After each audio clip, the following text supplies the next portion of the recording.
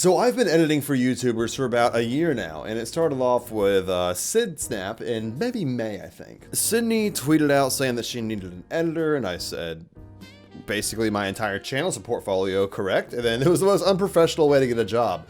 But Sydney became my first editing job, where I edited a Q&A video for her, and I started doing the Q&A videos every month. And then from there, I would slowly get on to the manga videos. And then from the manga videos, just doing everything on our channel, to where now I can do everything on her channel, and she can hire other editors, where her channel has grown so much. I'm so proud of that girl. But through doing that, I've also had people reach out to me saying, hey, are you free to, are you a freelance editor? And at first I wasn't. I was just a guy editing Sydsnap stuff. And then I was like, well, hold on a minute. I can actually work off of this. So I ended up saying, yeah, I could take on a few clients and whatnot. So I took on a few odd jobs, and then some other people reached out to me saying, hey, you should do a video for me. And then I became their editors, to where I now work for around 7 channels, and then and maybe 3 or 4 of those are consistent every week videos. So after doing this for a year and doing over 200 videos for people, and including myself, I figured maybe we should take a look back at all the random videos that I've edited over the years and see which ones are my favorites, which ones that I'm the most proud of, that I really enjoyed. So without further ado, let's just go ahead and jump into it. Oh, what is that? My kawaii neko de neko nya? Cringe headphones? You like them? I like them. You don't have to like them. Go fuck yourself. I guess we should start off with the basics. Let's go ahead and just take a look at Sydsnap's channel. Let's go in order of stuff I've done. When I met Sydney, she was maybe at like 100K, getting to 100K, I think, or a little bit over. It was pretty cool that she's grown that much in the past few years. This is my first video I've ever done for Sydney, and I think she actually added some of her own touches, but it's a Q&A. It's a 17-minute Q&A session video. So basically, hey guys, it's your girl. I was pretty proud of that. I was pretty proud of thinking about that. But like with the questions I animated, but everything else I just pop stuff on the screen, and I wouldn't be able to do anything else. I would have to animate them, which is a beautiful thing about editing too now. I have so many presets that I've downloaded that makes people think, oh my god, your videos look so good. How do you do it? And I'm like, I downloaded a fuck ton of presets, which is a professional thing to do, by the way. So don't think that that takes away any of my skill set.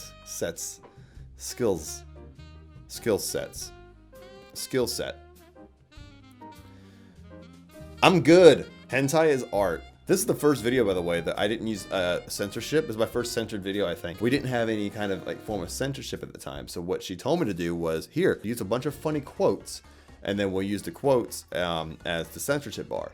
So a lot of her Patreons were like inside jokes we used. So for example, that should have been more, but should have been a Patreon bitch, should have been a Patreon bitch. Like, it was uncensored on Patreon. I thought that was pretty clever. One of my favorite videos that I've ever done for Sydsnap is definitely the things where she's going out and doing something, or she has a big project. For example, the drinking the best world's wine. She basically bought a bunch of these wines from Drops of God, and then she tried them all out. So this is a video that took over like months to make. And then she collected the samples of the wine, and then she sent them all to me, and then I put them all together. And then some of the wine was actually switched in the script, and she didn't know, so we had to go back and redo it over again. It was a process. That video was a process to make, but the end result was so good because she really enjoyed that. One of my favorite videos right here is the decorated hentai nails one. It was more like, it was my first vlog style, basically, with Sydney. On my own little fingy winkies. When she said fingy wingies, I cringed so hard, and I never wanted to hear that fucking phrase again. But then I had to like track this, so I had to hear the word fingy wingies. Fingy winkies. Probably like 15 times, and I fucking despise those 2 words coming together. Whenever she does things like outside of the box that are not like sitting in front of a camera, and which I love, by the way, that's her content. Like, she knows she does what she wants, but when she gets out and does these new things, it just lets me have so much creative freedom to do whatever the fuck I want to. Sexuality, hentai sexual. Like, normally when I edit a Sydney video, I watch it over, and then I watch it over, I send it to her, then I see her upload it, and then I go, oh, I should have done this, or I should have added this. This is the one video that I've done for her that I was just completely content with when I sent it to her. Like, I don't want to change anything about this video. In a virtual waifu idol. Tokyo Nyanya Girl 2002 is the best, most original package you will ever get in your pathetic lives. I'll be damned if she isn't the face of a goddamn revolution. All right, that's enough of Sydsnap. Basically, but for people always ask me, is it fun editing Sydney? I'm like, absolutely, of course. And they normally ask, well, Is it fun editing all the porn? There's a lot of porn there. There's a lot of hentai. There's a lot of dirty and fucked up shit, and there is. But there's also bright sides. Like for example,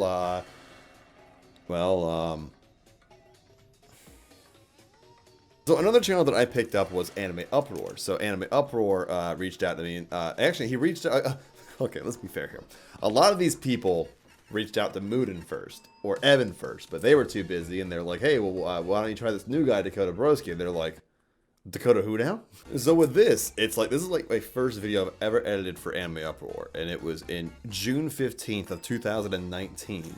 Everybody, it's Anime here for Anime Uproar, and today I will be talking about a crazy Black Clover. Oh my god, okay, so if a YouTuber has only an avatar, and they don't have the, well, what do you say, the background they have, our normal edited background, the go-to one is a galaxy, a bunch of stars, or the crumpled up piece of paper. That's their go-to for, like, I need a background so I can put images on screen. That I'm pretty sure started out as a joke, but with the most recent events in the manga, more and more people have been hitting me up in the comments and on Twitter and What was that? People have been hitting me up. I'm sorry. What's this transition right here? Hold on. Started out as a joke. But it's dope. The most and then recent events boom, in the manga, boom, more and more people have been hitting goes me away, up in the and comments and on Twitter and Instagram. So we go from there, and we do over a year's worth of content twice a week. I've done over 100, probably 100 videos for Anime Uproar. The coolest thing that I'd love to do with Animex videos, personally, is that I love doing the manga shots. I get to edit some of the manga shots, which I've done with Sidney's videos a little bit, but with Animac, it's like talking all about a chapter of a manga, so you kind of got to keep it interesting. So every now and then I do this right here. Magic Devil Look at thinks back to what looks like a distant memory. I fucking love little shit like that. Like, it doesn't take much to like just Photoshop out everything, because with this is the original photo, but if you take it out 5 seconds, this was not there, so I had to like copy this and stamp it over here and just kind of make it look like it's still there, and then that wasn't there. That was easy, but like that little part right there was hard. But the payoff is so good. So I need to do that a lot more, but with my own video. Well, actually, no. Seaweed does it. They Photoshop a lot of the girls out. When I talk about a cute girl, they Photoshop her out and animate her and all that stuff. But with Anime Uproar, I've done over 100 videos in a year, which is fucking phenomenally insane to think about. With Sydsnap, I've done 40 something videos. Let's go back to the next people I've edited for. So I did All Day Anime. Is one of the better ecchi out there. Take the word ecchi with a grain of salt, it is borderline hentai, which is why it was removed by Funimation. What blows my mind really about editing is that the fact that I've built up a name for myself doing this. I'm like, you know, I don't think I am great by no standards when you compare myself to Avenito or Mooden TV, or it's just Mooden now. And some of the other great editors out there. Like, they do so much crazy shit that I can never dream of doing. But I'm really proud of the stuff that I've put out, and the fact that other people will look at me and go, oh, Dakota, are you free for a video? What do you charge? And that spread out through other communities. For example, I did a video on Pokemon. I edit for a Pokemon YouTuber, which I've always been a big fan of Pokemon YouTube. Well, I like the well-behaved community. They've had a lot of fucked up shit come out in the past year that I'm like, oh yeah, that happened. But a lot of the Pokemon community is wholesome, they're great, and they're wonderful people. And my Hoops and Hip Hop, who I was friends with, actually reached out to me and said, hey, I got an editing thing I gotta do. Can I hire you for a video maybe once a week? And like, Hoops knows exactly what he wants in a series, in this video. He will send me the smallest details to change, and I'm sitting here going, I would never even notice that in my own video. So being able to animate Pokemon like on screen and move it around, it's fucking great. It's so much fun to do. And Hoops is a great guy to work for, and he's been so good to me. Moving on to other channels that I've worked for. A guy reached out to me and said, hey, I want you to edit. I need an editor, and you seem great. Can I edit you for like basically all my videos? And I said, well, I'm really busy, but I like work. So yeah, let's do it. And his name is 414 Anime, and he has been one of the biggest bros I've ever had the pleasure of working with. He has these fact videos and other stuff about just great characters. To this time, working for Anime Uproar, doing shonen manga chapters, working for Sydney, doing random etchy sketchy bullshit, Pokemon YouTubing. Now, I finally get to work on somebody who talks about new anime topics, which is what I keep up with also. I finally get to edit new stuff, and what's the first thing this guy sends me? Mommy from Rent a Girlfriend. My first video working for you is going to be this fucking bitch that I fucking despise. All right. The next one ended up being Uzaki-chan, so we ended up being okay at the very end. The one thing about 4-on-4 video is that he's very formulaic with his facts. So he goes, and one part of every character fact video, he goes, they're first seen in episode 4, the anime, or chapter 13 of the manga. So that means that I got into this really cool habit. It's so simple. In episode 1 of the anime and chapter 1 of the manga. And I've been doing that ever since, every single video. It's so much fun trying to find their first appearance. Episode 11 of the anime and chapter 41 of the manga. Doesn't it look so good? Isn't that so, like, amusing? I love doing that. Oh my god.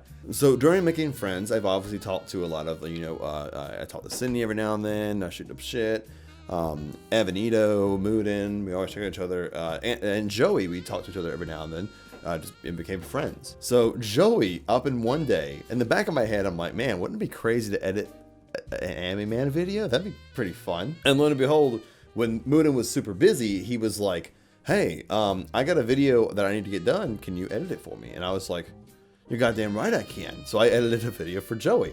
And then I thought to myself, when I picked up this video, I said, I'm competing with Moodin. This video is going to be shit. But I ended up doing 3 videos for Joey. The first video was the entire manga collection right here that actually did relatively pretty good. This is my favorite part of this video. So simple, so small. Seen the video where I talk, or Here you go, right here. Read all of JoJo's Bizarre Adventure. Look how smooth that is. God damn, I'm so fucking good. I really enjoyed working with Joey. He's a really good guy. I sent him a video and he was like, all right, cool, here are my notes for it. And it was like 2 pages long. And I'm like, did I do bad? And that's about basically everybody I've worked for in the past year, including maybe a few side jobs here and there. But that's basically the majority of, like, you know, what came out of it. All right, fine. Okay. All right. I was going to just have him here for the clickbait, but I think I'll actually include him. Nux, baby. And so this is back when Nux was doing a lot of anime shit, and he was doing the biggest flexes in anime, which I said, okay, yeah, I'll edit one of those. It was fine. And the end result was like, all right, you know. Oh, this is what I got in trouble for. Okay, so here we go. So Nux got in trouble for this video because of me. I got Nux in trouble for this video. That should be the title. I got Nux Taku in trouble for a video. What happened is that when I was doing the art for One Punch Man, he was talking about a new series, a new chapter, whatever, and he added this. He was talking about this character. Where is that? It was this. It was this image right here. This image looks so good, like the manga could drew it, that apparently it was actually a fan art. So I took this image and I threw it into the actual video, and then somebody was like, "Hey Nux, you stole my fucking image, bro. Can you fucking credit me?" And they weren't that aggressive with it, but it was pretty. I would be that aggressive with it if I had the choice. I sent him a message and said, "Hey, look, I'm so sorry. I did not mean to do that. It looked really good, and it looked like it was a shot from the manga, and I added it to the video thinking it was a part of the manga. I apologize. I would never steal artwork like that. My bad." But the reason why I stopped working for Nux, more importantly, was because he does a lot of longer videos, longer invested videos, and he uploads very, very frequently, almost every day. I can't do that because I'm already committed to so many other channels that I just can't bring myself to commit to a 45, 25-minute video for Nux to have it uploaded on a time-sensitive schedule. So I told Nux, I said, look, I'm way too busy to edit for you. I'm sorry, love you, dog, but I just can't. And that's basically about it. That's basically all the things I've done over the year of, I've done over probably 200 videos editing for other YouTubers, and that's phenomenally blows my goddamn mind. So I'm really curious to see what next year is going to bring, if I'm going to do any more big projects in the next year. I don't regret anybody I picked up. I don't regret any video I've done. So with that being said, thank you guys so much for tuning in to this video. I know it was a kind of a long one. I just wanted to talk about my journey as an editor through Anime YouTube for an entire year, over a year. It's been great, and I want to keep on doing it. And I don't know when I'm going to stop, but it's not going to be anytime soon. So with that being said, thank you guys so much. Comment down below if you found me from a channel, somebody else's channel. Where did you find me from? Did you say, oh, somebody give you a shout out on this video, and I had to follow your channel, and then like now I started watching you. What do you like? Anyway, that being said, my name is Dakota Broskie. Thank you. Please remember to like, comment, and subscribe to the channel, and hit all notifications so you see all this wacky, zacky, zany bullshit. With that being said, take it easy, and I love you, and bye-bye.